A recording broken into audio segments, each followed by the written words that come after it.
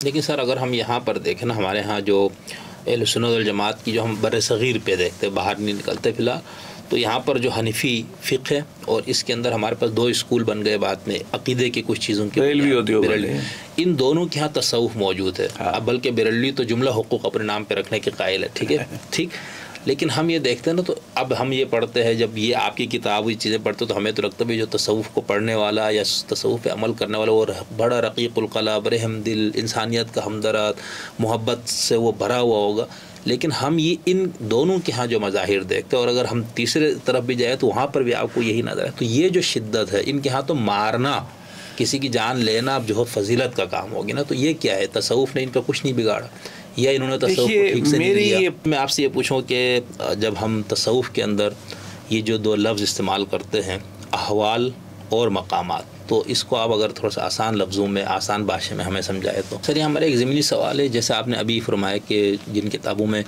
1 صفحے پہ، آدھے صفحے پہ اس طرح کی چیزوں کا ذکر ہے، احوال یا مقامات وغیرہ کا، اور جنرلی جو تصوف کی کتابیں ہیں تو اس کے اندر عام طور پر قرآن مجید سے یا احادیث سے استدلال نہیں نظر آتا ہے نا، تو اس کی کیا وجہ ہے؟ کیا ان کو نہیں پتہ تھا، یا ان کے لیے تھا کہ یہ ایسی معلوم یعنی بدیہی حقیقت ہے کہ اس کو لیے ہمیں کسی استدلال کی ضرورت ہے؟ یہ دونوں وجوہات ہیں، اس کے علاوہ بھی ہے۔ اچھا ایک اور چیز ہے، یہ جو اصطلاحات ہے، یعنی خود تصوف کے اصطلاح پہ بھی مسئلہ، وہ تو آپ نے بہت وضاحت سے بیان فرمایا۔ اب یہ جو مقامات یا احوال، اس طرح کی جو اصطلاحات ہے، یہ کب اور کیوں وجود میں آئے، اور اس کی قرآن و سنت میں کوئی بیس ہے یا یہ صوفیانہ تجربات کے نچوڑ ہے؟ تھوڑی دیر پہلے یہ فرمایا کہ احوال جو ہے نا عطیہ خدا کا اور مقامات کا سب ہے، تو اس کی تھوڑی وضاحت کریں نا کہ یہ مطلب، اور پھر اس کے اندر خود صوفیہ میں بھی اختلاف ہے، تو سر کیا صوفیہ نے حال کو فنا کے ساتھ اور مقامات کو بقا کے ساتھ جوڑا ہے؟ معماران کا بھی تذکرہ فرمایا، ان کا حوالہ دیا، تو میں اگر آپ سے مزید اس کو تھوڑا سمجھنا چاہوں گا کہ جدید نفسیات میں ہم احوال اور مقامات کو کس طرح بیان کر سکتے ہیں، کیا ہے؟ کیونکہ نفسیات کا کام بھی آپ کے اندرون سے ہے تعلق اس کا، اور تصوف، نفس تصوف، اور پھر خاص طور پر یہ مقامات اور احوال دونوں کا تعلق بھی۔ لیکن سر کہ ہم کارل یونگ کو یعنی فرائڈ سے کو ہم جب پڑھتے ہیں تو انہوں نے کچھ ایسے موضوعات پہ بہت زیادہ تنقید کی جو مسیحیت یا یہودیت سے یا بائبل مقدس سے چیز، حضرت موسیٰ وغیرہ کی شخصیت اور اس طرح سے بہت سی، وہ ایک بالکل ملحد یعنی اعتقادی ملحد تھے، وہ عقیدے کے طور پر مانتے تھے کہ کوئی خدا شدہ کچھ نہیں، لیکن یونگ کا مسئلہ شاید ایسا نہیں تھا نا، ان کا ملحد کے کیٹیگری میں رکھیں تو اثر صوفیہ کے نزدیک قبض اور بسط اور ہیبت و انس، شکر اور سہو جیسے جو احوال ہیں، یہ روح کے اتار چڑھاؤ، تو کیا یہ روحانی نفسیات کا پورا ایک نظام بناتے ہیں؟ تو سر آپ یہ کہہ سکتے ہیں کہ جو آج کا انسان معنویت سے بھی کافی خالی ہو گیا، روحانیت سے کی بھی اس کو ایک تڑپ یا تلاش بھی ہے، اور اس کے ساتھ ساتھ بہت ذہنی اضطراب اور ڈپریشن میں ہم دیکھتے ہیں نا کہ اب دوائیاں بھی زیادہ ہو رہی ہے، اس لائن پہ ڈاکٹروں کی بھی ایک قطار ہے، اور بہت یونیورسٹیوں میں ہر جگہ اس کو، تو یہ جو آپ کے ہاں صوفیہ کے ہاں جو مقامات اور احوال، اس کو ہم پورا اگر لے کر، یہ علامہ اقبال نے بھی شاید کوئی تصور پیش کیا نا کہ ہم یونیورسٹیوں میں کوئی نفسیات اور اس کو اس طرح سے ملایا جائے تو اس سے کوئی فائدہ ہو سکتا ہے؟ سر یہ جو حال کی شدت میں سالک کے اوپر وجد یا شکر کی جو کیفیت طاری ہوتی ہے اور اس میں چلا جاتا ہے، تو یہ کوئی روحانی بلندی کی نشانی ہے، پاگل پن کی نشانی ہے، ذہنی مرض کی نشانی، کیا ہے یہ؟ تو پھر ہم اس میں جو ناقدین کا ایک نقد یہ بھی ہے نا کہ یہ جو احوال اور مقامات وغیرہ یہ صرف وجدانی اور نفسی احساسات ہیں نا، اس کی کوئی شرعی اور دینی بنیاد نہیں ہے۔ تو لیکن سر یہ آپ جو اس طرح کی چیز بیان فرما رہے ہیں یا آپ کی طرح کے اہل علم، تو آپ لوگ جو دین ایک مزاحمت، مقاومت، انقلاب کا تھا نا، آپ لوگ سارا ڈنگ نکال رہے ہیں۔ بھئی آپ دیکھیں نا، حماس نے جو کچھ کیا، آپ لوگ اموات کی تعداد تو بتاتے، لیکن اسی کی وجہ سے تو مسئلہ حل ہو رہا ہے۔ اگر یہ نہیں ہوتا، آپ کے فلسفے پہ ہم رہتے تو کچھ بھی نہیں ہوتا۔ احوال اور مقامات جیسے جو موضوعات، یہ جو اصطلاحات ہیں، اس کو پڑھتے ہی ایک عام آدمی گھبرا جائے گا، یہ پتہ نہیں کیا ہے احوال اور حال، یہ تو صوفیہ کے ساتھ، تو اس کو میرے جیسا عام آدمی کے لیے قریب الفہم کیسے بنایا جائے، یا ان کے اندر سے وہ وحشت کیسے دور کی جائے؟ السلام علیکم سر۔ وعلیکم السلام۔ سر میں نے آپ سے جیسے تصوف کے اوپر ایک پروگرام کیا تھا پہلے، تو پھر میری یہ خواہش تھی کہ میں آپ کی جو باقی کتابیں ہیں نا، ایک جیسے مقامات اور دوسری جو ہے وہ احوال 2 حصوں میں ہے غالباً، تو میری یہ خواہش تھی کہ میں اس پہ بھی آپ سے گفتگو کر لوں تاکہ وہ تصوف کا پورا ایک چیپٹر ہمارے سامنے مکمل واضح ہو جائے کہ یہ تصوف ہے کیا، اور اس کے اندر احوال، مقامات، ان کا کیا خاص مقام ہے، کیونکہ اس پہ آپ نے مستقل ضخیم کتابیں لکھی ہیں، تو یہ بہت اہم تصوف کا حصہ ہوگا. تو آج میں کوشش کروں گا کہ احوال اور مقامات کا تعارف آپ سے حاصل کروں، اور اگر ٹائم رہا تو پھر میں اس میں کچھ مقامات اور کچھ احوال کی آپ سے سمجھنا چاہوں گا وضاحت کے ساتھ. تو سب سے پہلے اگر میں آپ سے یہ پوچھوں کہ جب ہم تصوف کے اندر یہ جو دو لفظ استعمال کرتے ہیں، احوال اور مقامات، تو اس کو آپ اگر تھوڑا سا آسان لفظوں میں، آسان بھاشے میں ہمیں سمجھائے تو. بسم اللہ الرحمن الرحیم. رب اشرح لی صدری ویسر لی امری. تصوف اگر اس معنی میں لیں کہ ایک سلوک ہے، راستہ ہے خدا تک پہنچنے کا، تو اس راستے میں کچھ مقامات طے کرنے پڑتے ہیں. انسان کے اوپر کچھ کیفیات طاری ہوتی ہیں جو زیادہ تر نفسی کیفیات ہوتی ہیں، یا آپ کہہ لیں روحانی کیفیات ہوتی ہیں. ایسی کیفیات جو عارضی ہوں، آئے اور چلی جائے، اس کو حال کہتے ہیں. حال کی جمع احوال ہے. ٹھیک. مثلا ایک سالک ہے، اللہ کی طرف جا رہا ہے اور اس کو خدا کا خوف غالب آ جاتا ہے، رونے لگ جاتا ہے، بہت پریشان ہو جاتا ہے، اور 2-4 دن 10 دن مہینے کے بعد وہ کیفیت کم ہو جاتی ہے اس کی. یہ حال گریہ ہے یا اس کا ایک حال ہے. ٹھیک. اچھا، حال کے بارے میں کہا یہ جاتا ہے کہ تصوف میں کہ یہ آدمی کے اختیار میں نہیں ہوتا، یہ خدا کی طرف سے ہوتا ہے. کیفیت جو ہے نازل ہوتی ہے. اور ایسی بہت ساری کیفیات ہیں، کم و بیش میں نے تو 40 اکٹھی کی ہیں. اور اگر کوئی حال مستقل کیفیت اختیار کر لے، اگر کوئی حال انسانی ذہنی کیفیت مستقل رہنا لگ جائے تو وہ مقام بن جاتی ہے. وہ مقام کی جمع مقامات ہے. صحیح. اور مثال کے طور پر صبر ہے، یا وہ خوف کو مثال لے لیں. خوف اگر اللہ کی ذات کا ایک بیلنس ویو کے ساتھ مستقل ہو جائے تو مقام، وہ ورا ہو جائے گا مقام جو ہے، اور وہ تقویٰ جسے آپ کہتے ہیں وہ ایک مستقل کیفیت ہو جائے گی آپ کی. دوسرا فرق یہ کیا جاتا ہے کہ مقامات حاصل کرنے کے لیے انسان کی کوشش کرنی پڑتی ہے. وہ کوشش سے آتے ہیں، محنت سے آتے ہیں، طویل عرصے کے بعد پکے ہو جاتے ہیں. تو اب سادہ لفظوں میں اگر ہم یہ کہیں کہ سالک جو اللہ کے راستے پہ چلتا ہے خدا کی تلاش میں، وہ مختلف اوقات میں مختلف ذہنی روحانی کیفیات سے گزرتا ہے. کچھ کیفیات اللہ کی طرف سے ہوتی ہیں اور عارضی ہوتی ہیں، چلی جاتی ہیں، وہ احوال ہے. اور اگر واحد ہے تو حال ہے. اور اگر وہ کیفیات میں حاصل کرنے میں اس کی اپنی کوشش شامل ہے اور طویل عرصہ وہ رہتی ہیں تو وہ مقام بن جاتے ہیں. صحیح. کچھ ایسی چیزیں ہیں جو حال ہوتی ہیں پھر مقام بنتی ہیں، اور کچھ چیزیں وہ مستقل احوال میں نہیں آتی ہیں، وہ مقامات میں چلی جاتی ہیں. یہ فنی سے فرق ہے. ٹھیک. اور اگر آپ کہیں تو میں عرض کر دوں کہ یہ مختلف بزرگوں نے مختلف چیزوں کو مقام لکھا ہے. کم از کم درجہ 7 چیزوں کو کہتے ہیں کہ مقام ہے. کچھ نے کہا 9 ہیں، کچھ نے کہا 11 ہیں. میکسیمم جو چیزیں آتی ہیں مختلف مقام کتب میں وہ 12 ہیں. تو اب ہماری جو آخری ایڈیشن ہے کتاب کا مقامات، اس میں ہم نے 12 لیے ہیں. پہلے 11 تھے، 12 لے لیے تاکہ کوئی رہ نہ جائے. صحیح. احوال بھی جو ہے وہ مختلف، کہیں 10 ہیں، کہیں 20 ہیں، کہیں 30 ہیں، کہیں کچھ نے اور نام دیے، کہیں اور دیے. تو وہ میں نے سارے اکٹھے کر دیے تو وہ 40 ہو گئے. اس لیے وہ 2 جلدوں میں 1200 صفحے بن گئے. اس میں ایک چیز اور بتانے کے لیے بڑی ضروری ہے کہ اس وقت میرے علم کے مطابق مقامات کے اوپر کوئی الگ کتاب نہیں ہے مسلم دنیا میں. صحیح. کوئی الگ احوال پہ کتاب نہیں ہے. ہر جو بڑی امہات کتب میں سے جو امہات الکتب ہے ہماری تصوف کی بڑی، ان میں ہر ایک میں ایک باب ہوتا ہے، اور وہ ایک صفحہ آدھا صفحہ ایک حال پہ تو اتنا بھی نہیں کرتے، 4-2 لائنیں لکھتے ہیں. مقام پہ کہیں آدھا صفحہ لکھ دیتے ہیں، کہیں ایک صفحہ لکھ دیتے ہیں، اور اس کی کوئی بنیاد قرآن حدیث سے نہیں لیتے. تو یہ تاریخ میں پہلا کام ہے سیپریٹ جو مقامات کے اوپر ہے، اور یہ پہلا کام ہے جو احوال کے اوپر ہے. تو سر آپ تو ماشاءاللہ سے کئی زبانوں میں پڑھتے ہیں، عربی، اردو، فارسی، انگریزی، اور کوئی نہیں باقی تو لوکل. تو اب ان سب زبانوں میں آپ فرما رہے ہیں کہ تصوف کے اوپر جو کام ہو اس طرح سے سیپریٹ کام جی نہیں، ہم نے نہیں دیکھا نہ سنا۔ اچھا، ہاں جی صحیح، ہاں کیونکہ آپ نے اس سے بہت تحقیق کی نا، ہمارے علم میں نہیں۔ صحیح۔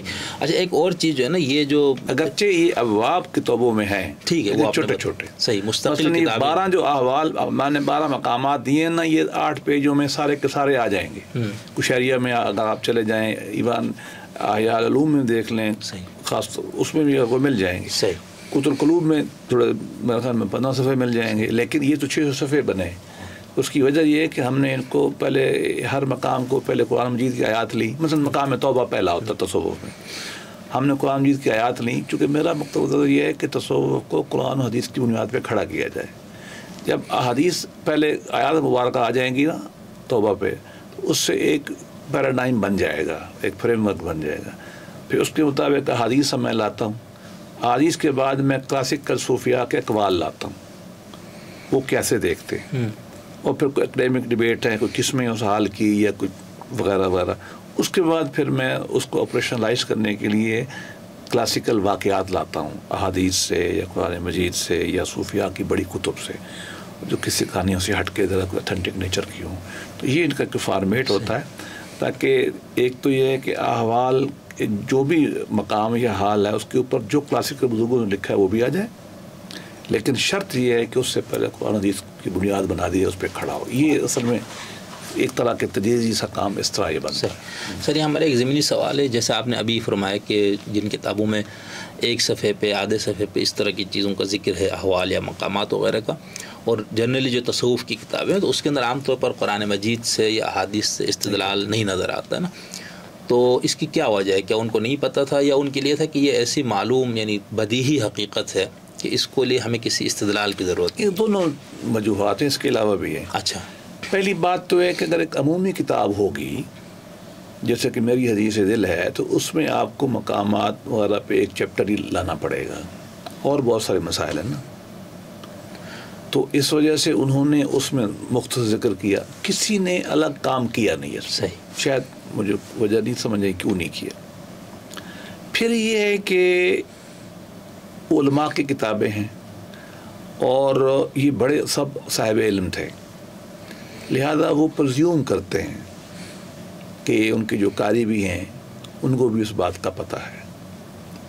اور یہ کتابیں جو کلاسیکل کتب ہیں یہ اس زمانے کی ہیں جب تصوف عوامیت میں نہیں آیا تھا۔ صحیح، حدیث دل میں اس پہ ڈیبیٹ کی گئی ہے کہ عوامیت کا دور 4 صدی کے بعد کا ہے، 4 سے 6 صدی میں یہ کتابیں تقریباً سب پہلے آ گئی تھیں، اور یہ خواص کا علم تھا، علماء کی حد تک تھا یا خاص جو شاگرد تھے، اس وقت پرزیوم کیا جاتا تھا کہ وہ ان کے پاس ہوگا، پتہ ہوگا ان کو۔ جب تصوف پھیلا تو پھر ضرورت پڑ گئی بتانے کے لیے، یا اعتراضات اٹھنے شروع ہو گئے، یا اس میں افراد تفریط ہو گئی۔ افراد تفریط ختم کرنے کے لیے بھی ہمیں پھر پیراڈائم بنانا پڑتا ہے، فریم ورک، اور جب تعلیمات دینی ہے، تعلیمات منتقل کرنی آگے، تو اس وجہ سے پھر چونکہ یہ الگ کام ہے، سیپریٹ اکیڈمک ورک ہے، اس لیے پھر اس کے لیے وہ کوشش کی گئی کہ قرآن کی احادیث ڈھونڈی جائیں اور احادیث اس کی ڈھونڈی جائیں۔ صحیح، ٹھیک۔ اچھا ایک اور چیز نا، یہ جو اصطلاحات ہے، یعنی خود تصوف کے اصطلاح پہ بھی مسئلہ وہ تو آپ نے بہت وضاحت سے بیان فرمایا۔ اب یہ جو مقامات یا احوال اس طرح کی جو اصطلاحات ہے، یہ کب اور کیوں وجود میں آئے، اور اس کی قرآن و سنت میں کوئی بیس ہے یا یہ صوفیانہ تجربات کے نچوڑ ہے؟ دیکھیے صوفیاء کا کم از کم ہمارا جو ویو ہے کلاسیکل تصوف کا، وہ یہی ہے کہ یہ تمام چیزیں ہمارے اپنی روایت سے ہیں، مطلب انبیاء کی روایت سے ہیں یا قرآن مجید کی روایت سے ہیں یا حدیث سے ہیں۔ ضروری نہیں ہے کہ ان الفاظ کے ساتھ ہو، لیکن یہ چیزیں پائی جاتی ہیں، ٹھیک، اور اس لیے وہ آیات بتا دیتی ہے کہ ہم نے کہاں سے یہ لی ہے۔ مثلا توبہ کی جو لفظ ہے یہ تو چلو عام مستعمل ہے، بلکہ مقامات کا کوئی لفظ ایسا نہیں ہے جو قرآن سے نہ ہو۔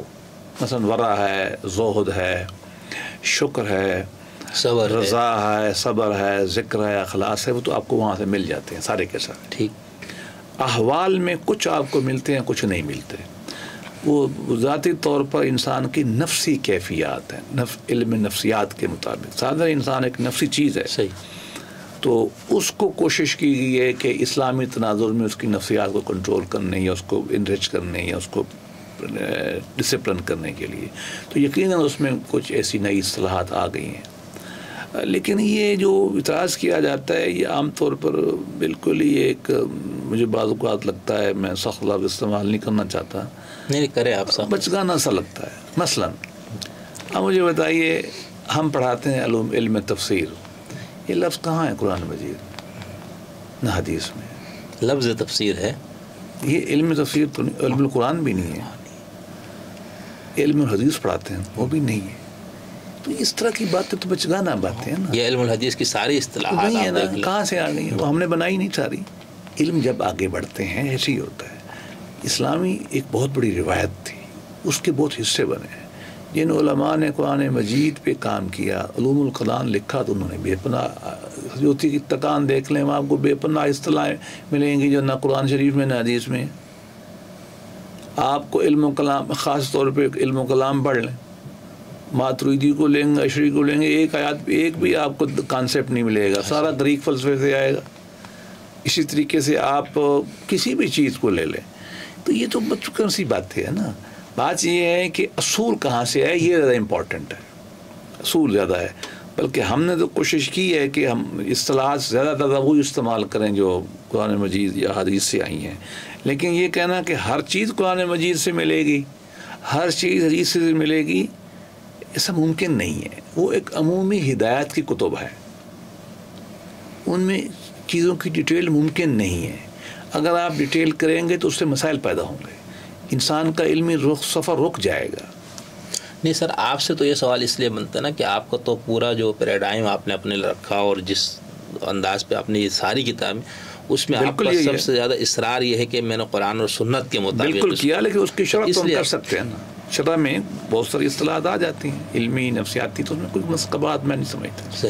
اور میں نے اس کی مثال دی کہ یہی کچھ قرآن کی تفسیر کرنے والوں میں بھی نہیں کیا ہے. بالکل یہی حدیث میں کلام میں بھی کیا، جو کہ تصوف میں ہوگا تو اس میں کیا قبات ہے. یہ انسان کی علمی ضرورت ہے. ہاں احاطہ جو ہے اس کا چار دیواری، اس سے باہر نکلنا چاہیے. وہ قرآن حدیث کی ہونی بالکل. ابھی آپ نے تھوڑی دیر پہلے یہ فرمایا کہ احوال جو ہے نا عطیہ خدا کا اور مقامات کا سب ہے، تو اس کی تھوڑی وضاحت کریں نا کہ یہ مطلب، اور پھر اس کے اندر خود صوفیہ میں بھی اختلاف ہے. جی اختلاف.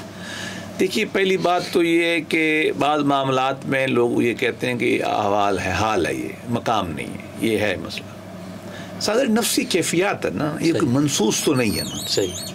یہ تو راستہ متعین چلانے کے لیے چیزیں بنائیں گے، یہ اہم ہے. صحیح. یہ ہے، اور یہ آپ کو لینی چاہیے.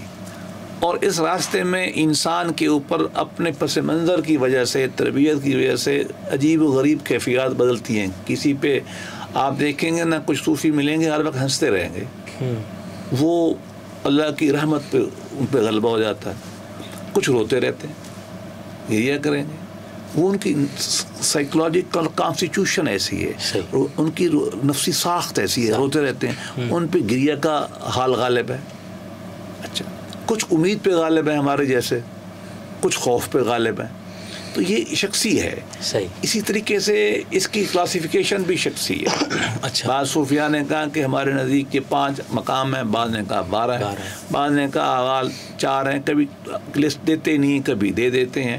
تو یہ آربیٹریری ہے، یہ کوئی ایسی چیز نہیں ہے. اچھا. ہم نے اس لیے سارے اکٹھے کر دیے، جس نے جو کہا نا ہم نے اکٹھے کر دیے. بھائی ہم نے تو علمی کام کیا نا جی.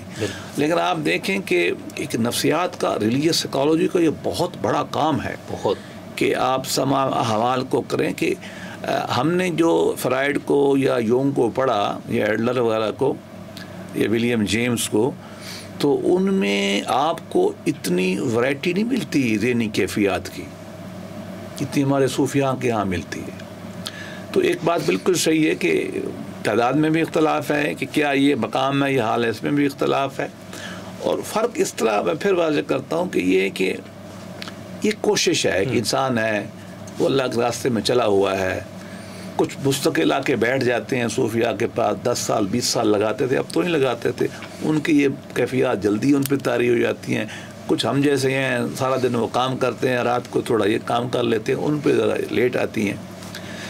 تو ایک آدمی جو اللہ کے راستے پہ چلتے ہوئے کوشش کر رہا ہے کہ میرے اندر صبر بھی آ جائے، شکر بھی اللہ کا آ جائے، میں راضی پر رضا ہو جاؤں، ایسی چیزیں جو زور لگا لگا کے کوشش کر کے وہ حاصل کرتا ہے، تو وہ مقام عام طور پر کہلاتی ہیں. صحیح.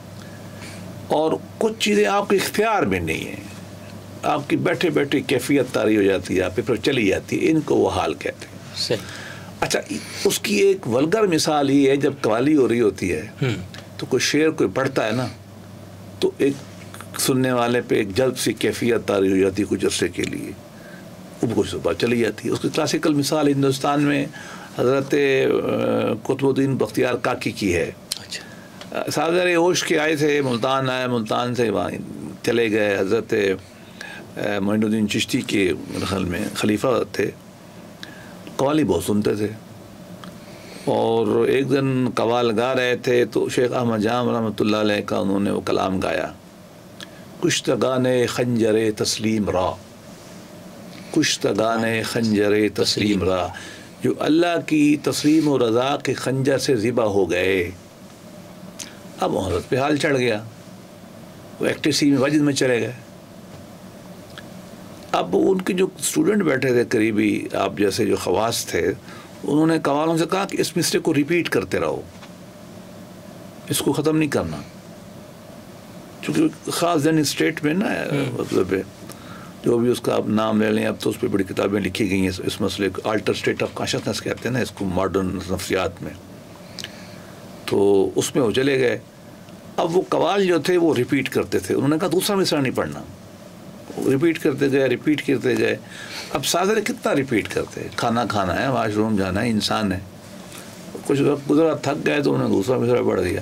دوسرا مصرع یہ تھا کہ ہر زماں از غیب جانے دیگر است, کہ پہلے مصرع کا مطلب یہ تھا کہ وہ لوگ جو اللہ کی رضا کے خنجر سے ذبح ہو گئے. دوسرا مصرع یہ کہتا ہے ہر زماں از غیب جانے دیگر است, ہر زمانے میں ہر ٹائم میں ان کو اللہ کی طرف سے نئی جان ملتی, مطلب مرتے نہیں ہیں, زندہ رہتے ہیں. اب وہ مصرع پڑھا, حضرت فوت ہو گئے. اب دیکھیں نا, یہ ایک حال تھا ان کے اوپر, جذب تھا, وہ چلے گئے. تو یہ ہم عام طور پہ دیکھیں, آپ خود بعض اوقات کچھ چیز سنتے ہیں اور مصرع دماغ میں آتا ہے, بھلے آپ مذہبی نہ بھی ہوں, ہم مست ہو جاتے ہیں. تو یہ حال ہے اس طرح کا. تو یہ انسانی نفسی کیفیات ہیں, یہ آتی رہتی ہیں, یہ بڑی مزیدار ہوتی ہیں, بندہ انجوائے کرتا ہے. اچھا, اسی طریقے سے بعض اوقات اللہ امتحان لیتا ہے, مشکلات میں ڈال دیتا ہے. جو کام کریں سیدھا نہیں ہوتا, جو کام کرو مشکل ہوتا ہے, ہم سب کے ساتھ ہوتا ہے. اب صوفیاء اس کو قبض کہتے ہیں کہ اللہ نے پکڑ لیا آپ کو. اچھا, بعض اوقات اللہ نعمتیں دیے جاتا ہے, دیے جاتا ہے, دیے جاتا ہے. یہ انعام ملا, یہ انعام ملا, یہ انعام ملا, نوکری مل گئی, تنخواہ مل گئی, کاروبار میں فائدہ ہو گیا, ماشاء اللہ اولاد اچھی ہو گئی, اس کو بس کہتے ہیں. اب یہ کیفیات ہم سب اس سے گزرتے ہیں, ساری کی ساری, کوئی ایسی کوئی نئی چیز نہیں ہے, یہ سب نفسی حقیقتیں دنیا میں موجود ہیں. ان کو سمجھانے, ان کو کنٹرول کرنے کا جو عمل ہے صوفیاء کے ہاں, وہ اس پہ وہ توجہ کرتے ہیں. لیکن چونکہ نقصان بڑا ہوتا ہے اس میں, اس لیے اس میں گمراہی کا بڑا خطرہ ہے, حد سے بڑھنے کا خطرہ ہے, اس لیے میں نے ذرا اس پہ کام کیا. تو سر کیا صوفیاء نے حال کو فنا کے ساتھ اور مقامات کو بقا کے ساتھ جوڑا ہے؟ یہ اس طرح ہم کہہ سکتے ہیں, یہ ہم کہہ دیں گے بہتر لفظوں میں کہ ایک آدمی جو اپنے احوال ٹھیک کر لے, کنٹرول کر لے, اور مقامات جو ہیں وہ طے کر لے, تو اس کی شخصیت جو ہے وہ بقا میں چلی جائے گی. اس کی جو بقا سے مراد کیا ہے, مراد یہ ہے کہ اس کی اپنی ذات کی جو منفی چیزیں ہیں وہ مر جائیں گی. حسد مر جائے گا, لالچ مر جائے گا, ناشکری مر جائے گی, نہیں رہے, کنٹرول میں چلی جائے گی. مرنے سے مراد کنٹرول ہے. صحیح. اور وہ اللہ سے توبہ کر لے گا, ذکر کرتا رہے گا, شکر پہ چلا جائے گا. اب ایسا آدمی کی روح جو ہے وہ اتنی پختہ ہو جاتی ہے کہ وہ مر بھی جائے گی, مرے گی نہیں. مراد اس کی یہ ہے, اللہ کے یہاں زندہ رہے گی, اس کو جنت ملے گی, یا جو بھی اللہ کا قرب ملے گا. اس لیے وہ دوسرا جو بھی میں نے مصرع پڑھا تھا نا, ہر زماں از غیب جانے دیگر است, کہ ان کو ہر زمانے میں نئی زندگی ملتی ہے. یا اس کو غالباً حافظ نے یا کسی نے ایک اور شعر بڑا زبردست ہے, مجھے بڑا پسند ہے, وہ یہ ہے کہ ہرگز نہ میرد آنکے دلش زندہ شد بعشق, ہرگز نہ میرد آنکے دلش زندہ شد بعشق. وہ کبھی نہیں مرے گا جس کا دل اللہ کے عشق سے زندہ ہو گیا. سب تصبر جرید آئے عالم دوام ماں، ہمارا دوام، ہماری ایٹرنیٹی جو ہے وہ اس کائنات کی صفحے کے اوپر لکھی ہوئی ہے. تو وہ گویا کہ اس کی جو ایگو، اقبال کی زبان میں ایگو جو ہے اس کی انٹرنل ہو جاتی ہے، خود ہی، ہاں خود ہی اس کی پختہ ہو جاتی ہے، انٹرنل ہو جاتی ہے. صحیح. کیونکہ وہ اللہ کی صفات اس کے اندر آ جاتی ہیں، اللہ سے راضی ہو جاتا ہے، تو وہ جہاں بھی جائے گا وہ ایسے ہی رہے گا. ٹھیک. نہ اس کو موت کا خوف ہوگا، نہ آخرت میں وہ مٹے گا. جو بھی خدا کی سکیم ہے دوزخ جنت کی، وہ موج کرے گا. تو گویا کہ یہ فنا کا تصور ہے اس کی ذات کی منفی کچھ فنا کرنا، اور بقا یہ ہے کہ اعلیٰ صفات لے لے گا تو وہ اس کی ایگو زندہ رہے گی. صحیح. اور بقا باللہ جو کہتے ہیں وہ یہی مراد یہی ہے کہ وہ صاحب ذرا اللہ کے قرب میں ہوگا تو باقی رہے گا. صحیح. ابھی سر آپ نے اپنے گفتگو میں جدید نفسیات کا بھی اور کچھ نفسیات کے معماران کا بھی تذکرہ فرمایا، ان کا حوالہ دیا. تو میں اگر آپ سے مزید اس کو تھوڑا سمجھنا چاہوں گا کہ جدید نفسیات میں ہم احوال اور مقامات کو کس طرح بیان کر سکتے ہیں، کیا ہے؟ کیونکہ نفسیات کا کام بھی آپ کے اندرون سے ہے تعلق اس کا، اور تصوف، نفس تصوف، اور پھر خاص طور پر یہ مقامات اور احوال دونوں کا تعلق بھی. تصوف بنیادی طور پر داخلی تجربہ ہے، فنڈامنٹلی ایکسپیرینس ہے، ایگزسٹینشیل ایکسپیرینس. ٹھیک. جس میں عقل کا ہاتھ تو ہے، انٹیوشن بھی ہے، اللہ کا فیض بھی ہے، بہت ساری چیزیں کمپلیکس ہم اس کو سمجھتے ہیں. اب اس نفسی کیفیات میں بڑی ویریشنز ہے. انسان جدید نفسیات یہ بتاتی ہے اس کی پتہ نہیں ڈی این اے سے کون سی چیزیں آ رہی ہیں، خاندان سے، کیا اس کی ماں باپ کوئی ذہنی مریض تھے، یا ان کے اندر خاص چیزیں تھیں، ان کی ذہنی کیفیت کتنی اچھی تھی، وہاں سے بھی چیزیں آتی ہیں. نرچرنگ کیا ہوئی، کس ماحول میں وہ پیدا ہوا، کیا سکولنگ ہوئی، کیا بچپن میں اس نے موت کا منظر پڑھ لیا تھا. اگر بچپن میں موت کا منظر پڑھ لیا تھا تو اس پہ گریہ طاری رہے گا. ہاں اگر اس نے اچھی رحمت کی باتیں سنی تھی تو وہ اس میں اور طرح کی کیفیات ہوں گی. جدید کے نفسیات ان تمام ذہنی کیفیات کو مانتی ہے، کیونکہ انسانی ہے نا یہ. جی بالکل. یہ الگ بحث ہے کہ ان کی جو تہذیب ہے، اس کی جو قطر بیونت ہے، کس طرح بنانا ہے، وہاں اختلاف ہو سکتا ہے. مثال کے طور پر جو مسلم صوفی ہوگا، سائیکالوجسٹ ہوگا، وہ کہے گا کہ آپ کی جو شہوانی خواہشات ہیں اس کو کنٹرول کیا جائے، ایک حد میں رکھا جائے، اس کو لیگلائز کیا جائے، نکاح میں لایا جائے یا جو بھی. فرائڈ کہے گا کہ نہیں، اس کو اگر آپ دبائیں گے ریپریشن کا شکار ہوں گے، آپ کے سب کانشیس میں چلا جائے گا اور یہ سبلیمیشن میں کہ اور شکل میں آئے گا، لہذا اس کو نہ دبائیں. وہ اس کو مدر پہ آزاد چھوڑے گا. اس کی وجہ کیا ہے؟ وجہ یہ ہے ورڈ ویو کیا ہے ایتھکس کا، انسان کا ورڈ ویو کیا ہے. مسلم صوفی کا ورڈ ویو یہ ہے کہ خدا نے ایک نظام بنایا اور خدا کے اس جا کے ہم نے حساب دینا ہے، لہذا اس کی بات ماننی ہے. فرائڈ کا جو ورڈ ویو ہے وہ ہے ہی نہیں. وہ کہتا ہے ہم پتہ نہیں کہاں سے آئے تھے، ہم نے کہاں جانا ہے، دنیا میں تو موج کرو. مطلب ورڈ ویو کا فرق ہے. صحیح. لیکن مانتے سارے ان کو ہیں. بلکہ میں آپ کو بتاؤں کہ اگر آپ یہ احوال جو ہے، میرے ایک دوست ہیں یہاں بہت بڑے سیکیٹرسٹ ہیں پاکستان کے، ان کو میں نے یہ پیش کی، وہ غیر معمولی خوش ہوئے کہ بھئی اتنی تہ در طے تو نفسیات میں ہماری کتابیں نہیں جاتی جتنی صوفی جاتی ہیں. تو بات طے ہے کہ سائیکالوجی میں صوفی بہت آگے، انسانی نفسیات میں بہت آگے. اور صاحب ذرا یہ انسان سے کھیلتے ہیں، انسان کو دیکھتے ہیں اور خود تجربہ گزارتے ہیں. تو اس وجہ سے جدید نفسیات ان کو انکار نہیں کرتی، البتہ ان کی تہذیب، ان کی ریگولیشن میں ان کا ہم سے بڑا فرق ہے. لیکن ان میں بھی کچھ لوگ ایسے ہیں، مثلا یونگ ہے. یونگ آپ کے بہت قریب ہے. کارل یونگ جو ہے، سادہ اس نے اختلاف کیا اپنے استاد اور دوست سے، فرائڈ، سگمنڈ فرائڈ سے، اور وہ لگا گیا. اب اس کے جو کتابیں ہیں اگر آپ پڑھیں تو وہ تمام روحانی تجربات کو بھی مانتا ہے. مثلا اس کی جو کتاب ہے نا میموائرز اینڈ ڈریمز، وہ اس کی بایوگرافی ہے، آٹو بایوگرافی، عام لوگوں کو نہیں پتہ. اس سے وہ پوچھتے ہیں کہ جی وہ بیسیکلی فزیشین تھا، ڈاکٹر، دونوں ڈاکٹر تھے. وہ بھی ڈاکٹر تھا، بڑا استاد جو ہے سگمنڈ فرائڈ، تو یہ بھی ڈاکٹر تھا، فزیشین تھا ٹاپ کا. اسپیشلائز کیا ہے ان دونوں نے سائیکالوجی میں. یہ وجوہات بیان کرتے ہوئے کرتا ہے کہ میرے کچھ پیراسائیکولوجیکل ایکسپیریمنٹس ہوئے میرے گھر میں، جس سے مجھے اندازہ ہوا کہ یار کچھ چیزیں فزیکل سے ہٹ کے بھی ہیں. مثلا انہوں کہتا ہے میں رہتا تھا ہمارے گھر میں ایک دن ٹڑاک سے نا میز ٹوٹ گئی، اور میں نے بڑی کوشش کی، مجھے تو وجہ سمجھ نہیں آئی. اس طرح کے وہ تجربات اپنے بیان کرتا ہے. تو کہتا ہے پھر میں نے کہا چلو نفسیات پڑھتے ہیں, چیزیں سمجھنے کی کوشش کرتے ہیں. پھر یہ کہ چونکہ افریقہ میں رہا وہ کچھ عرصہ اور انڈیا میں رہا آیا, ہاں تو اس کا تجربہ وسیع تھا. فرائڈ جو ہے وہ بیچارہ تو نہیں کہنا چاہیے, آسٹریا انگلینڈ رہا. میں ابھی پچھلے مہینے اس سے ملنے گیا فرائڈ سے لندن میں.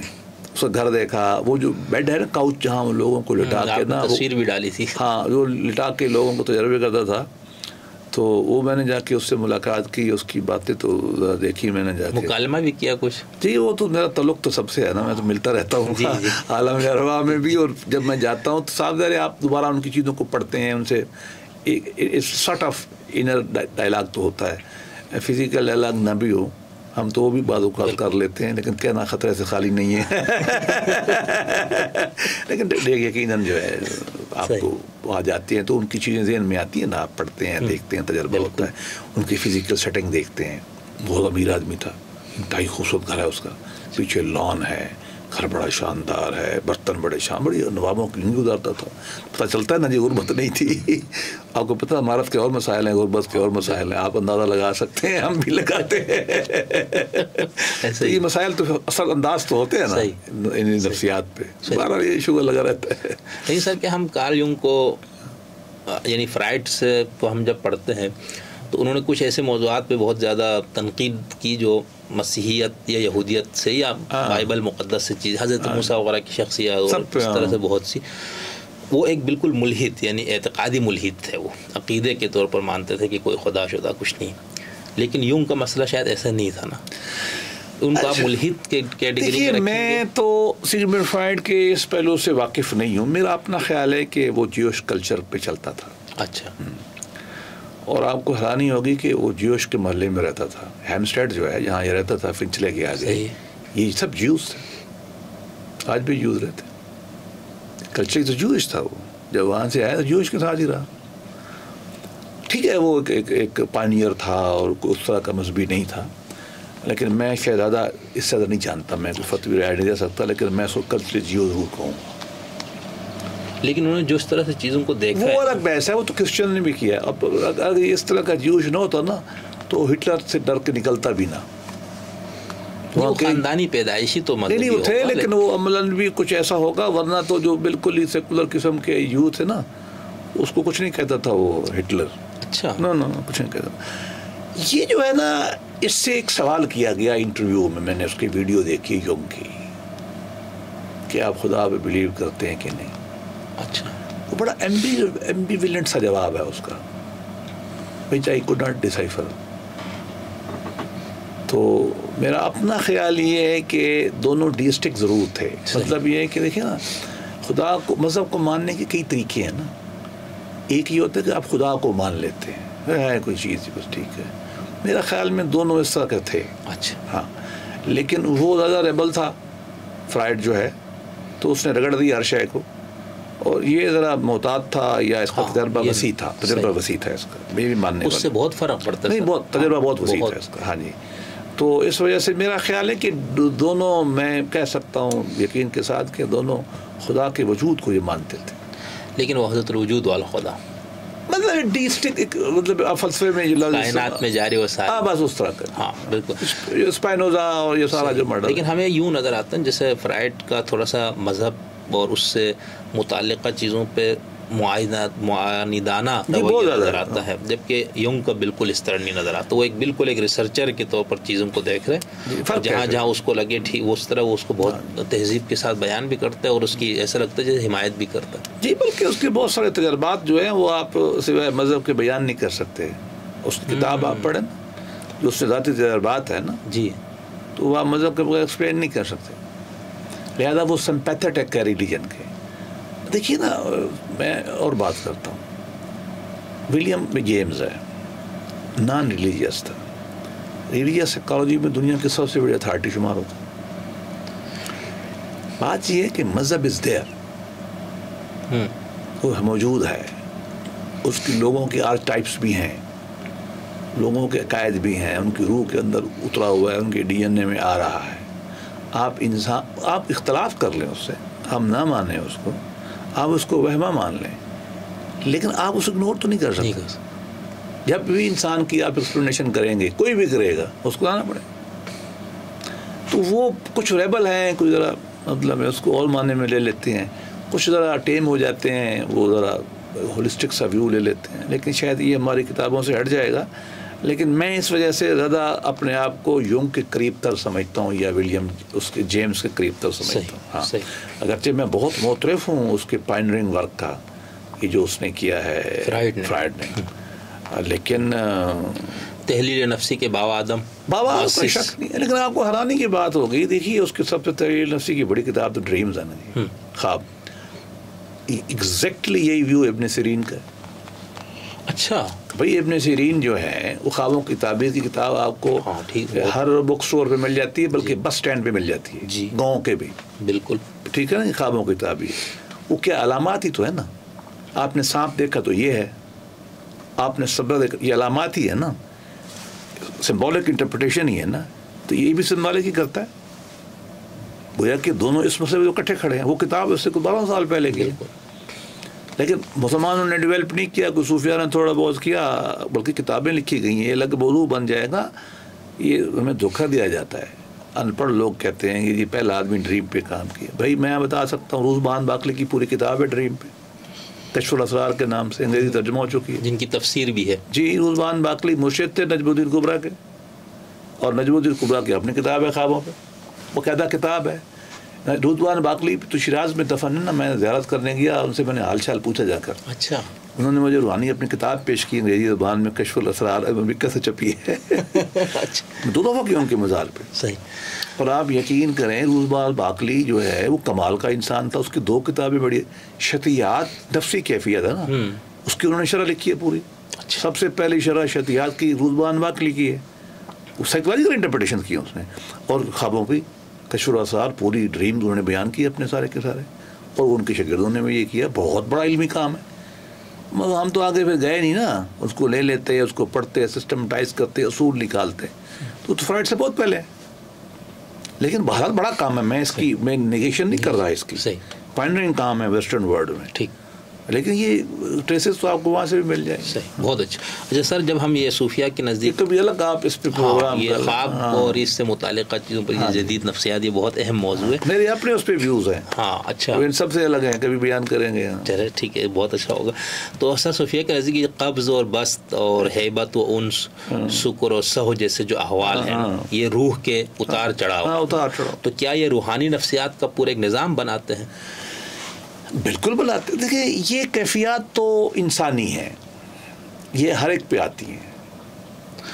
صوفی اس کو ایک ڈفرینٹ اینگل سے دیکھ کے اس کو کنٹرول کرنے کی کوشش کرتا ہے، اس کو ریگولیٹ کرنے کی کوشش کرتا ہے.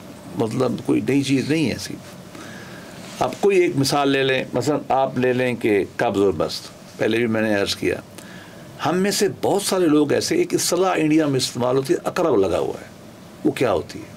ہمارے بڑے کہتے ہیں جب ہر کام آپ ہاتھ ڈالیں کام خراب ہو جائے نا، جس کام کو کریں کام خراب ہو جائے، تو انڈین لوگ کہتے ہیں اقرب لگا ہوا ہے. اسکارپیو وہ جو موومنٹ ہوتی ہے، وہ کہتے ہیں خراب ہو رہا ہے. جب ایک صوفی کی کیفیات ایسی ہوں کہ جس کام میں ہاتھ ڈالے نقصان نقصان نقصان نقصان ہو، کام ہو ہی نہ، سریٹڈ ہے، وہ کہتا ہے یہ قبض کی کیفیت ہے، کنٹریکشن اللہ نے کی ہوئی ہے میری، وہ اللہ کی طرف لے جاتا ہے. صحیح. اور جب اس کی ہر شے مل جائے، ہر شے کھل جائے اس کی، وہ کہتا ہے بس ہے. اب یہ کیفیت ہر ایک کو ہوتی ہے. کیا ہوتی ہے؟ ہر ایک کو ہوتی ہے. صوفی کا فائدہ کیا ہوگا؟ جب میں اس کو کہوں گا نا کہ یہ قبض اللہ کی طرف سے ہے، تو اس کو ڈپریشن نہیں ہوگی. کیا نہیں ہوگی؟ ڈپریشن نہیں ہوگی. یہ اس کا فائدہ ہوگا. جب میں کہوں گا کہ بس بھی اللہ کی طرف سے ہے، تو اس میں ایروگنس نہیں آئے گی. یہ اس طرح اس کی شخصیت کو ریگولیٹ کرنے کے یہ طریقے ہیں. ورنہ یہ چیزیں ہر انسان میں پائی جاتی ہیں، چاہے وہ مسلمان ہے، چاہے نان مسلم ہے، چاہے ہندو ہے، چاہے کرسچن. صوفی اس کو پھر اس کی تعبیر کر کے اس کی شخصیت کی پیوریفیکیشن کرتا ہے، تزکیہ نفس کرتا ہے. اس وجہ سے وہ پھر بہت مطمئن رہتا ہے. ورنہ تو خودکشی کر لیتے ہیں لوگ انہیں تجربات میں آتے ہیں. تو سر آپ یہ کہہ سکتے ہیں کہ جو آج کا انسان معنویت سے بھی کافی خالی ہو گیا، روحانیت سے کی بھی اس کو ایک تڑپ یا تلاش بھی ہے، اور اس کے ساتھ ساتھ بہت ذہنی اضطراب اور ڈپریشن میں ہم دیکھتے ہیں نا کہ اب دوائیاں بھی زیادہ ہو رہی ہے. اس لائن پہ ڈاکٹروں کی بھی ایک قطار ہے، اور بہت یونیورسٹیوں میں ہر جگہ اس کو تو یہ جو آپ کے ہاں صوفیہ کے ہاں جو مقامات اور احوال، اس کو ہم پورا اگر لے کر، یہ علامہ اقبال نے بھی شاید کوئی تصور پیش کیا نا کہ ہم یونیورسٹیوں میں کوئی نفسیات اور اس کو اس طرح سے ملایا جائے، تو اس سے کوئی فائدہ ہو سکتا ہے؟ صحیح سمجھتا ہوں کہ دیکھیے انسان نا بڑا میزریبل اسٹیٹ میں ہے، اب ٹرانزیشن ہے نا اس کی، خاص طور پہ جو میٹا آئیڈیالوجیز تھی وہ ختم ہو رہی ہیں. اٹ سیلف کمیونزم ایک بہت بڑی سپورٹ تھی انسان کی نا، آپ بھلے اختلاف کر لیں، مذہب کا بالکل متبادل تھا، وہ کھڑا رکھتا تھا، انقلاب پہ لگایا ہوا ہے، امید دی ہوئی، ہوپ دی ہوئی تھی نا، اس نے بہت بڑا کام کر رہا تھا، وہی کام جو مذہب کرتا ہے. اب کرسچینٹی کا بھی بہت بڑا رول ہے انسان کو سسٹین کرنا، اب وہ مٹ رہے ہیں. آپ کی فیملی ویلیوز جو ہیں، آپ کے چچا ماما دادا دادی، یہ آپ کو جوڑ کر رکھتے ہیں نا، یہ پرائمری ٹائز جو ہوتے ہیں یہ بھی ختم ہو رہے ہیں، آئیڈیولوجیکل جو سیکنڈری ٹائز ہے وہ بھی ختم ہو رہے ہیں. تو آپ تو کٹے ہوئے پتنگ کی طرح کھڑے ہیں. پھر جو فلکس آ گیا ماڈرنٹی کا، اچھی بری دونوں چیزیں اس میں. اب بات یہ ہے کہ آپ اپنے مول سے تو گئے کٹ، یہ ماڈرن اسکولوں میں کیا ہو رہا ہے، روایت خاندان سے روایت سے کٹ گئے، اور وہ پڑھتے ہیں وہ رہتے یہاں ہیں، آئیڈیاز وہ لے لیے رہے یہاں رہے ہیں، تو وہ ایسی مچھلی ہوتی ہے پانی کے بغیر رہتی ہے. وہاں چلے جائیں گے تو شاید سیٹ ہو جائیں گے، یہاں تو وہ نہیں ہو سکتے. جو پرابلم آپ کو نظر آ رہے ہیں، یہ جو لاسٹ آدمی ہے نا، یہ جو کھویا ہوا آدمی ہے، ان کی یہ چیزیں بڑی مفید ہیں. اس کی نفسیات کو سکون میں رکھتی ہیں، اس کو امید پہ رکھتی ہیں، اس کو میننگ دے دیتی ہیں کسی چیز کا. جو آپ نے کہا نا میننگ نہیں ہے، میننگ ہونا انسان کے لیے ضروری ہے، اس کے بغیر انسان رہ نہیں سکتا. کوئی بہت ہی غیر معمولی رہ لے گا، وہ بھی سنائیں گے وہ آخری زمانے میں روتا ہے. پھر سارتر کے بارے میں یہی کہتے ہیں نا کہ آخری زمانے میں بیچارہ کہتا تھا میں تو سارا فلسفہ گر گیا. مطلب کتاب لکھا ہے کتابوں میں کہ میں کدھر کھڑا ہوں. اور یہ یونگ کی آپ پڑھ لیں نا، یہ مین ماڈرن کرائسس کی جو کتاب ہے ان کی، وہ کہتا ہے کہ انسان ایسے پلینک پہ کھڑا ہے ماڈرن مین، غالباً وہ کتاب ہے modern man search of identity میں، ایک پلینک کھڑا ہے ایک لکڑی کے پھٹے پہ، وہ پتہ نہیں پھٹا کہاں ہے. یہ کیفیت ہے نا.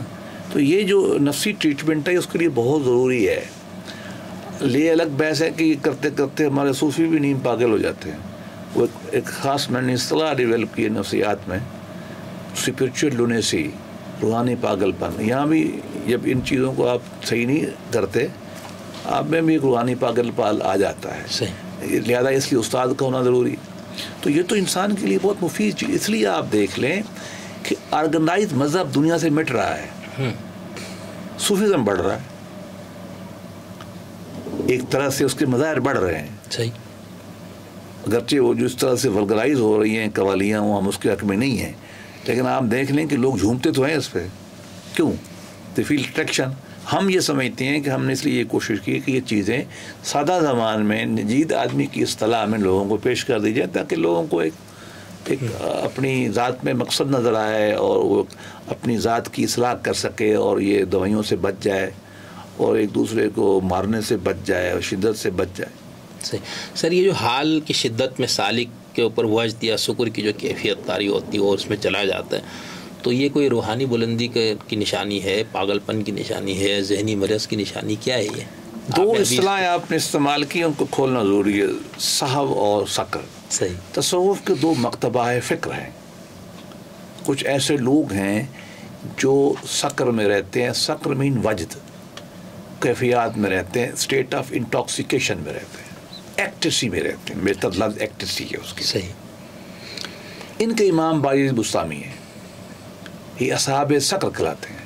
یہ باقاعدہ دو طبقے ہیں صوفیہ میں. ان کے امام باعث بستامی ہیں. وہ اللہ کی ذات میں فنا رہیں گے، دنیا میں دلچسپی نہیں رکھیں گے، اعلیٰ آئیڈیاز میں رہیں گے، کیف میں رہیں گے، مزے میں رہیں گے. ٹھیک ہے نا جی، ٹرانسینڈنس میں رہیں گے ایک طرح سے.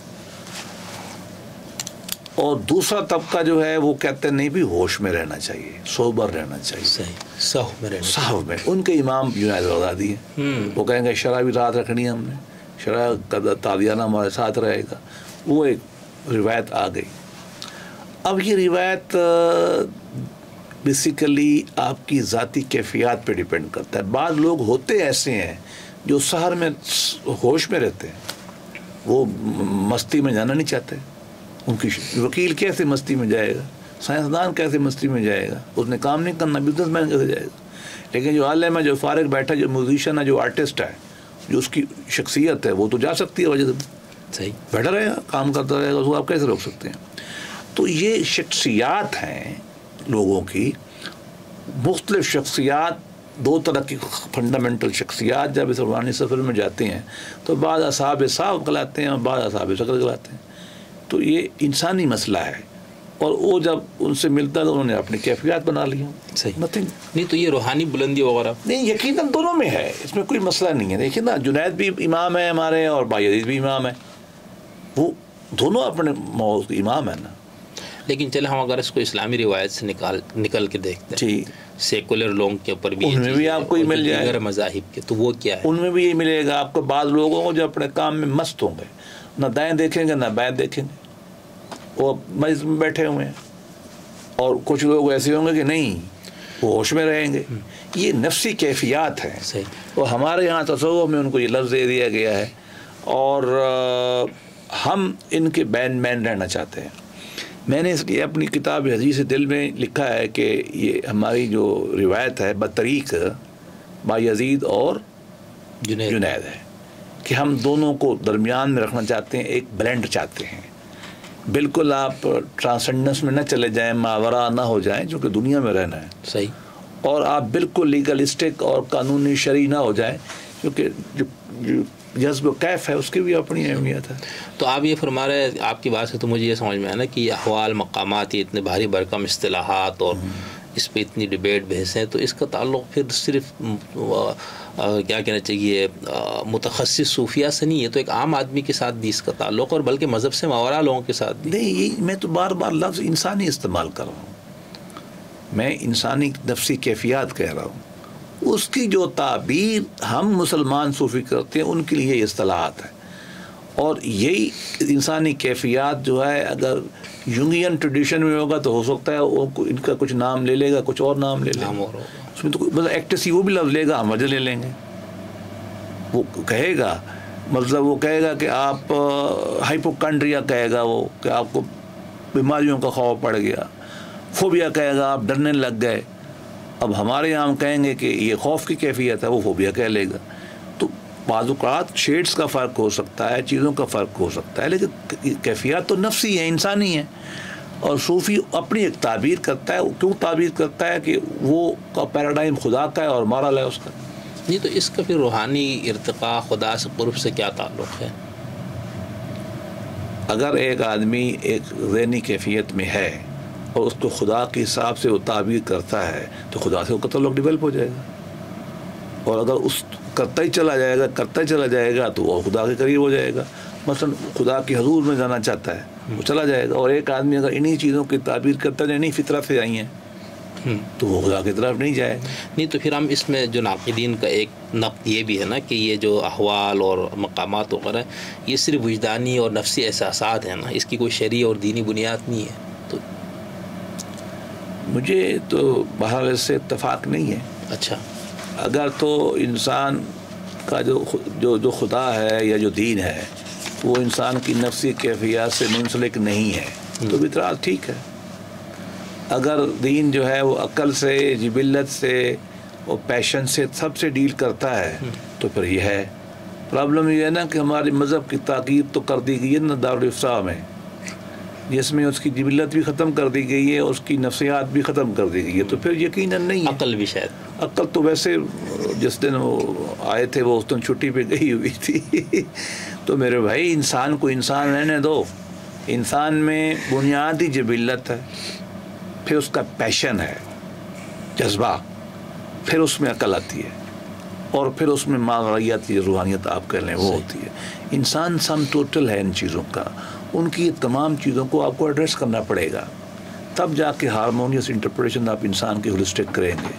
ورنہ آپ کر لیں، عقل صاف ظاہر ہے فلسفی عقل کو ڈیولپ کرے گا، اور جو شاعر ہے وہ پیشن کو ڈیولپ کرے گا، اس میں کوئی شک نہیں ہے.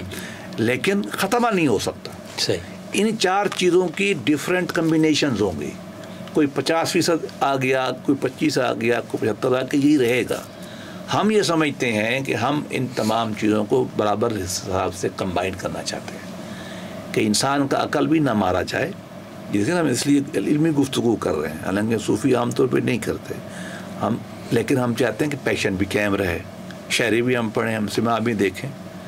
اچھا، ہم یہ کہتے ہیں کہ آپ کی جبلتوں بھی قائم رہیں، آپ کھانا بھی اچھا کھائیں، کپڑا بھی اچھا ہوئے، شادی بھی کریں، اور آپ کلچرل ایکٹیویٹی بھی کریں، اور آپ تنہائی میں بھی بیٹھیں، مراقبہ بھی کریں، اللہ کا ذکر بھی کریں۔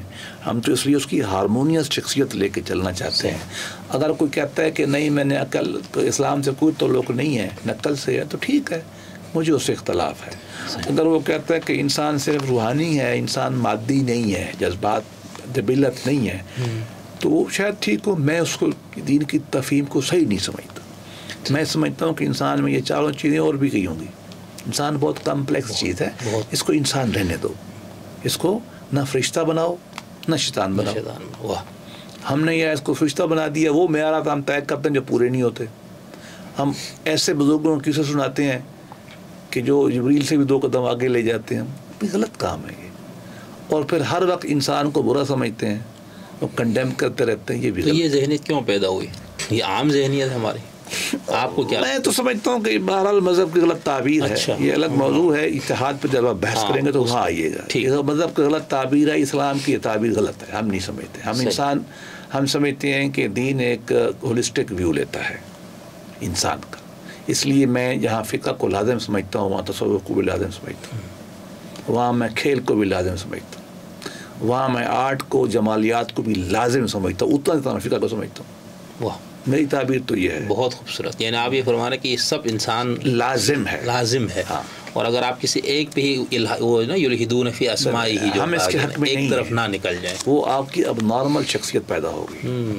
دین مصطفیٰ انسان کو نارمل رہنا چاہتا ہے، ہاں اس میں تخصص ہوگا، میں اس کو انکار نہیں کرتا۔ ایک آدمی فقہ میں آگے امام بن جائے گا، لیکن دیکھیے نا امام ابو حنیفہ ہمارے ہاں ریشنلسٹ جورسٹ تھے نا، سب سے زیادہ سخت تھے، نقلی تھے نا، ایلو رائے کلائے نا، گالی پڑی نا، لیکن آپ دیکھیں نمازیں جماعت میں پڑھتے تھے۔ ہمارے صوفیاء نے ان کو صوفیاء کے طبقے میں شامل کیے، میں نے بھی کیے جی، تو دونوں میں تھا ان میں، وہ صرف فقیہ تو نہیں تھے۔ امام جعفر کو بھی، جیسے امام جعفر تو دیکھو تصوف کے امام ہیں، ہمارے میرے بھی شیخ ہیں، میرے سلسلے میں آتے ہیں، اور دیکھو فقہ کے بانی ہیں، تو انہوں نے تو یہ کام نہیں کیا، اور قرآن کی رمزیں بیان کیا انہوں نے۔ امام جعفر صادق نہیں، امام ابو حنیفہ نے قرآن سے اصول ڈیولپ کیے نہیں ہیں، حدیث کی جو بھی میرا چھان پھٹک کی، وہ عالم بھی تھے، لیگل ذہن بھی تھے، اور وہ انسان دوست بھی تھے، مطلب وہ ایک روایت اچھی تھی ہماری، ملی جلی۔ اب ہم ایک سیلوز میں لگ رہے ہیں، ایک خڈ میں لگ رہے ہیں، ایک غار میں لگ رہے ہیں، تو پھر کیا ہوتا ہے، وہ اس کو مارتا ہے، وہ اس کو مارتا ہے۔ لیکن سر اگر ہم یہاں پر دیکھیں نا، ہمارے ہاں جو اہل سنت والجماعت کی جو ہم بر صغیر پہ دیکھتے، باہر نہیں نکلتے فی الحال، تو یہاں پر جو حنفی فقہ ہے، اور اس کے اندر ہمارے پاس 2 اسکول بن گئے بعد میں، عقیدے کی کچھ چیزوں کی، بریلوی، ان دونوں کے ہاں تصوف موجود ہے، بلکہ بریلوی تو جملہ حقوق اپنے نام پہ رکھنے کے قائل ہے، ٹھیک ہے، ٹھیک۔ لیکن ہم یہ دیکھتے ہیں نا، تو اب ہم یہ پڑھتے ہیں، جب یہ آپ کی کتاب یہ چیزیں پڑھتے تو ہمیں تو لگتا ہے جو تصوف کو پڑھنے والا یا تصوف پہ عمل کرنے والا وہ بڑا رقیق القلب، رحم دل، انسانیت کا ہمدرد، محبت سے وہ بھرا ہوا ہوگا۔ لیکن ہم یہ ان دونوں کے ہاں جو مظاہر دیکھتے ہیں، اور اگر ہم تیسرے طرف بھی جائیں تو وہاں پر بھی آپ کو یہی نظر ہے۔ تو یہ جو شدت ہے ان کے ہاں، تو مارنا، کسی کی جان لینا اب جو فضیلت کا کام ہوگی نا، تو یہ کیا ہے؟ تصوف نے ان کا کچھ نہیں بگاڑا، یا انہوں نے تصوف کو ٹھیک سے نہیں لیا؟ میری یہ پوری کوشش کا خلاصہ آپ نے بیان کر دیا کہ مسلمانوں کو اچھا انسان بنانا چاہیے۔ حدیث شریف آتا ہے، کتاب الاخلاق کی پہلی حدیث میں نے یہ لی ہے، اللہ کے نبی نے فرمایا، وقت کم میں حدیث پوری بیان نہیں کرتا کہ سب سے اچھا عمل کیا ہے، تو آخر میں کرتے کرتے آپ نے یہ طے کیا کہ اچھے اخلاق، یہی ہے نا جی۔ اللہ کے نبی آئے کیوں ہیں؟ یزکیہم، اور اس لیے آئے ہیں، وہ ہم سے غائب ہے، انک لعلی خلق عظیم، سب سے غائب ہو گئی۔ بات یہ ہے کہ ہم یہ سمجھتے ہیں کہ دین کا کرکس جو ہے اور دین کا جو معراج ہے وہ انسانیت اور اخلاقیت ہے، جس سے ہم بالکل ہی فارغ ہو گئے، اور ہم نے ایک دین کو خونخوار سا دین بنا دیا، اور جتنا آدمی بعض اوقات ناٹ آل مذہب کا نام لیتا ہے، اتنا وہ غیر انسانی بن جاتا ہے۔ اس کو توڑنا ہے، یہ شقاق، اس کی لمبی تاریخی وجوہات ہیں، اس کی دین فنڈامنٹلی تو پرابلم وہی ہے جو میرا تھیسز ہے کہ دین کی تعبیر ہی غلط ہے. اگر ہم یہ سمجھ لیں کہ دین رحمت للعالمین ہے, اس پہ ہم اجتہاد پہ تفصیل سے بات کریں گے. دین رحمت ہے, اگر ہم یہ لے لیں اللہ کا رحمت کا غلبہ ہے تو یہ تعبیر نہیں آئے گی. ہم اللہ کو بھی اللہ معاف کا جلاد بنایا ہوا ہے ہم نے, ایسے ہی, اور نبی پاک کو ہر وقت سر تن سے جدا پہ کھڑے ہیں. بھائی یہ نہیں ہے دین, ہم نہیں اس دین کو مانتے. ہمارا نبی تو فیض کی بڑی اچھی وہ ایک مصرع ہے کہ اے نبی آپ تو ممبر پہ بیٹھ کے اتنے روتے ہیں امت کے غم میں کہ آپ کی رضا تر ہو جاتی ہے, اور تیرے ممبر پہ بیٹھ کے جو ہے اہل اسلام وہ منہ سے آگ کے شعلے نکالتے ہیں. ہم تو شعلے والے ہو گئے نا, ہم الٹا ہے, پورا الٹ کر دیا. دین زحمت ہے, اب دین رحمت نہیں ہے. وہ بیدل حیدری کا ایک بڑا اچھا شعر ہے, ہمارے گاؤں کے ہوتے تھے, بیچارے عام سا شاعر تھا لیکن چند شعر بڑے زبردست کہا اس نے کہ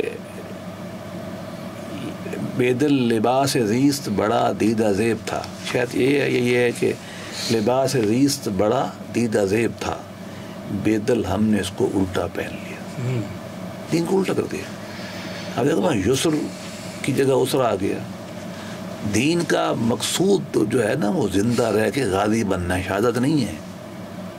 شہادت آ جائے گی تو قبول کر لیں گے. اللہ کے نبی نے کتنے شہادت شہید کروائے ہیں پورے اسلامی اطلاعات, بس اتنے سے 23 سال وہ ہم ایک دن میں مروا دیتے ہیں اتنے. یہ تصور ہی غلط ہے. ہمیں زندہ رہ کے انسانیت کے لیے کام کرنا ہے. شہادت آئے گا تو کر لیں گے, اس میں کیا پرابلم ہے. ڈرنا نہیں ہے شہادت سے, لیکن سر بھی نہیں دینا.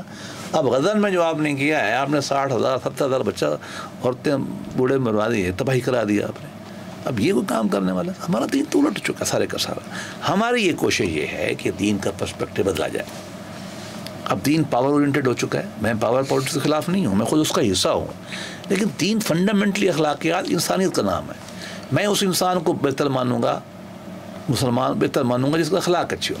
مجھے کیا دلچسپی ہے اگر ایک آدمی 100 رکعت نفل پڑھتا ہے یا نہیں پڑھتا. لیکن سر یہ آپ جو اس طرح کی چیز بیان فرما رہے ہیں یا آپ کی طرح کے اہل علم, تو آپ لوگ جو دین ایک مزاحمت, مقاومت, انقلاب کا تھا نا, آپ لوگ سارا ڈنگ نکال رہے ہیں. بھائی آپ دیکھیں نا, حماس نے جو کچھ کیا, آپ لوگ اموات کی تعداد تو بتاتے, لیکن اسی کی وجہ سے تو مسئلہ حل ہو رہا ہے. اگر یہ نہیں ہوتا, آپ کے فلسفے پہ ہم رہتے تو کچھ بھی نہیں ہوتا. میرا اپنا خیال یہ کہ ہمارے موضوع سے ہٹ جائے گا, لیکن میرا اپنا خیال یہ کہ یہ اس وجہ سے کچھ نہیں ملا آپ کو. اچھا, آپ نے اپنا گھر جلا لیا بس. یہ کبھی الگ فلسطین میں مجھ سے پروگرام کر لیں کہ 48 سے لے کر آج تک آپ نے ایک سے ایک چول اور ایک سے ایک تباہی کی ہے. حماس تو اب مٹ چکی ہے بھائی, اب تو PLO قبضہ کر لے گی, اور اینٹ سے اینٹ بج گئی ہے, اور وہاں قبضہ ہو جائے گا پیس بورڈ کا. نہیں, لیکن آپ لوگوں پر یہ اعتراض تو کیا جاتا ہے کہ آپ لوگ مزاحمت اور مقاومت وغیرہ کو نکالنا چاہ رہے ہیں. میں تو ہم نہیں نکالنا چاہتے. میں تو اسلام کی سیاسی طاقتوں کا حامی ہوں, میں خود پالیٹکس میں ہوں, میں تو انکار نہیں کرتا, لیکن ہم خودکشی کے خلاف ہیں. اس پہ آپ مجھ سے کبھی الگ پروگرام کر لیں. اتحاد پہ پورا چیپٹر جہاد کا اس پہ کر لیں. ٹھیک, ہم آپ کو بتا دیں گے کہ ہم کیا سمجھتے ہیں. ٹھیک, اور ہم آپ کو بتا دیں گے کہ اللہ کے نبی بھی یہی سمجھتے تھے. ہم نے تو کام نہیں کہا کہ جہاد نہ کرو. صحیح. اچھا سر, یہ میں تو قتال کے بھی خلاف نہیں ہوں, لیکن جب ضرورت ہو. ٹھیک, تو میں اصل میں چاہ رہا تھا کہ کچھ یہ آپ کی کتاب مقامات سے اور کچھ احوال سے نا کچھ اصطلاحات کی میں آپ سے توضیح چاہوں, اور اس کا فائدہ یہ ہوتا ہے نا, اصل میں تو جن دوستوں کو اس موضوع سے دلچسپی ہے اور جن کو نہیں بھی ہے نا, وہ لازماً یہ کتابیں, اب یہ کتاب عام مل جاتی ہے. جی, نیٹ پہ فری ہے. اچھا, PDF مل جاتی ہے, نیٹ پہ PDF میں فری ہے. ٹھیک. تو یہ بہت ڈاکٹر سر نے محنت سے اور بہت تحقیق سے سارا کام کیا, اور مقامات, احوال اور حدیث دل جو ابھی نئی آخری کتاب آئی, تو یہ تو صرف ہم نے ایک دیکھا ٹریلر تھا یہ کہ اس کتاب اور اس میں کیا کچھ ہے. تو میں نے تو طالب علم کے طور پر کچھ احمقانہ ہی سوالات شاید کیے, تو میں چاہ رہا ہوں اس میں, لیکن اس کے لیے ٹائم میرا زیادہ ہو گیا, تو میں اس کے لیے ایک اور نشست کروں گا جس میں ہم صرف ان میں سے کچھ اصطلاحات کی. لیکن میں آخری سوال آپ سے اسی پہ یہ کرنا چاہ رہا ہوں نا کہ احوال اور مقامات جیسے جو موضوعات, یہ جو اصطلاحات ہیں, اس کو پڑھتے ہی ایک عام آدمی گھبرا جائے گا, یہ پتہ نہیں کیا ہے احوال اور حال, یہ تو صوفیہ کے ساتھ. تو اس کو میرے جیسا عام آدمی کے لیے قریب الفہم کیسے بنایا جائے, یا ان کے اندر سے وہ وحشت کیسے دور کی جائے؟ دیکھیے, مقامات آسان ہے ان کے لیے, ان کو وہ پڑھنی چاہیے. کیوں؟ اس میں لکھا ہے کہ توبہ کیا ہوتی ہے, اصلی توبہ کیا ہوتی ہے, وہ تھوڑا لیگل سے ہٹ کے صبر شکر میں کیسے رہنا چاہیے, کیسے سیکھا جاتا صبر, ہمارے بڑے صبر کیا کرتے تھے, رضا کیا ہے, انسان کیسے اللہ کی خوشی غمی میں خوش رہتا ہے. یا اللہ سے ہر میں اللہ کی ذات کا شعور کیسے رہے، جس کو ورا کہتے ہیں، میں اس کو شعور کہتا ہوں خدا کی ذات کا، صحیح، حضوری خدا کے ہاں کیسے رہے، کیسے آپ کام کرتے رہیں، آپ کا اللہ سے تعلق رہے. تو بڑی سمپل سی بات ہے. صحیح، صاحب ذرا جب ہم لکھیں گے تو تھوڑا مشکل ہوگا، لیکن میری زبان بھی آسان ہے، چیزیں بھی آسان ہیں، اور مقامات کی کوئی اس طرح ایسی نہیں جو ان نون ہو. احوال یہ علماء کے لیے ہے، یہ سادہ عام آدمی کا کام نہیں ہے. پڑھ لے تو کوئی مشکل نہیں ہے، آ جائے گی سمجھ، کچھ چیزیں آ جائیں گی، کچھ نہیں آئیں گی. Advance psychology basically. اصل میں احوال ریلیجیس سائیکالوجی کی ایڈوانس کتاب ہے، وہ ہم اس کو لکھی اس لیے گئی ہے. لیکن چونکہ تصوف کی میں ریکنسٹرکشن کر رہا تھا نا، ری اسٹیٹمنٹ کر رہا تھا، تو لہذا مجھے یہ ساری چیزیں لانی تھی. وہ یہاں پرابلم بھی بہت ہوتا ہے، سالک مقامات میں کھو جاتا ہے نا، اقبال نے یہی کہا ہے. تو اس لیے ان کو سیدھا کرنا ضروری تھا، اس لیے میں نے کیا. لیکن عام آدمی کو پڑھنا چاہیے، توبہ پڑھ لے، شکر پڑھ لے. اور میں بہت سارے علماء کو جانتا ہوں جو مجھے کہتے ہیں کہ یہ کتاب ہمارے ہر وقت ساتھ رہتی ہے، ہمیں خطبہ دینا ہو، نکاح پڑھانا ہو، ہم ایک کھولتے ہیں، ہمیں حوالے مل جاتے ہیں، ہم بیان کر دیتے ہیں. بہت سارے علماء جمعے خطبے اس سے دیتے ہیں. اللہ نے بڑا قبول کیا، عربی میں ترجمہ ہو گیا، ابھی انگلش میں ہو رہا ہے، ابھی چھپ جائے گا. اور ترکش میں بھی ترجمہ اس کا کمپلیٹ ہوا ہے کونیا یونیورسٹی سے، وہ بھی چھپ جائے گا. ابھی ہندوستان میں چھپ رہی ہے، عربی میں چھپ چکی ہے. تو بس چلتا جائے. اب ہم تو یہ مختصر یہ چاہتے ہیں کہ دین کی ایسی تعلیمات پیش کی جائیں جو انسان میں دو چیزیں پیدا کرے. میرے تصوف کا دو خلاصہ ہے، دو لائنیں: اللہ کی حضوری میں رہے اور انسان خلق کے ساتھ اعلیٰ انسان کے طور پہ رہے. تیسری مجھے کسی چیز کو دلچسپی نہیں ہے. وہ شعر کیا ہے؟ سجادہ ہو پمائے سجادہ رنگی کون نہیں، جس میں آتا ہے نا کہ بجز خدمت خلق نہیں. ہاں، وہ بہت سارے شعر لکھے ہیں. تو صوفیاء کا تو قول ہے نا کہ دین جو ہے وہ خلق کے علاوہ نہیں ہے. کسی نے کہا کہ تصوف خلق خدمت کے علاوہ نہیں ہے. سیدنا ابو خلقانی رحمۃ اللہ علیہ کے مزار پہ لکھا ہوا ہے، بھائی دیکھو جو تمہارے پاس آئے نا اس کا مذہب نہیں پوچھنا، وہ کھانا کھلاؤ. اب صوفیاء کا کیا ہوتا تھا؟ آخر لوگ مسلمان کیوں ہوتے تھے؟ یہاں اس لیے ہوتے تھے. اب دیکھو نا، انڈونیشیا ملیشیا میں تو کوئی حکمران کیا ہی نہیں نا، وہاں اتنے مسلمان بیٹھے ہوئے ہیں سارے کے سارے. یہی خوش اخلاقی، آؤ کھانا کھاؤ، آؤ میرے ساتھ بیٹھو، اللہ اللہ کرو، نہیں کرو تو بیٹھے رہو. یہ لو، نفرت کسی سے نہیں، محبت ہر ایک سے. وہ انگریزی میں بڑا عجیب سا فکر ہے لیکن ہے بڑا اچھا. Love for all, hated for none. صبح تو لوگ گلے لگاتے ہیں نا. اچھا، آج بھی کیوں لوگ جاتے ہیں؟ ایک خاتون ہے، اس کا بچہ بیمار ہے، ڈاکٹر تو اس کو ملتا نہیں. وہ جائے گی، دم کرائے گی، وہ کہے گا بیٹی خوش نہ دعا کر دی، انشاءاللہ اللہ ٹھیک کرے گا. دل بتائے گا نا، وہ ہوپ دے گا اس کو. وہ ہو سکتا ہے اللہ ٹھیک بھی کر دے. ہوپ چاہیے نا لوگوں کو، ہیلنگ چاہیے، ان کے زخموں پہ رحم چاہیے. ان کو لٹھائی نہیں چاہیے، ان کو فتوے نہیں چاہیے. لوگوں کو محبت چاہیے، لوگوں کو امید چاہیے، اللہ کا رحم دکھانا چاہیے، نبی پاک کی رحمت دکھانی چاہیے. یہ ہم نے کوشش کی ہے کہ اس دین کے پہلو کو غالب کرنے کی کوشش کریں. تھینک یو سر، بہت شکریہ. میں اگلی نشست آپ کے ساتھ کروں گا احوال اور مقامات کی کچھ الفاظ اور اصطلاحات کی وضاحت کے ساتھ. بہت گہری، بہت بصیرت افروز گفتگو آپ کی طرف سے ہوئی، اور طالب علم ہونے کے ناطے عامیانہ سوالات کو آپ نے جس انداز سے، علمی انداز سے ان کو بیان کیا، سمجھایا، میرے لیے تو یہ بہت ایک روحانی تجربہ تھا یہ آج. Thank you sir.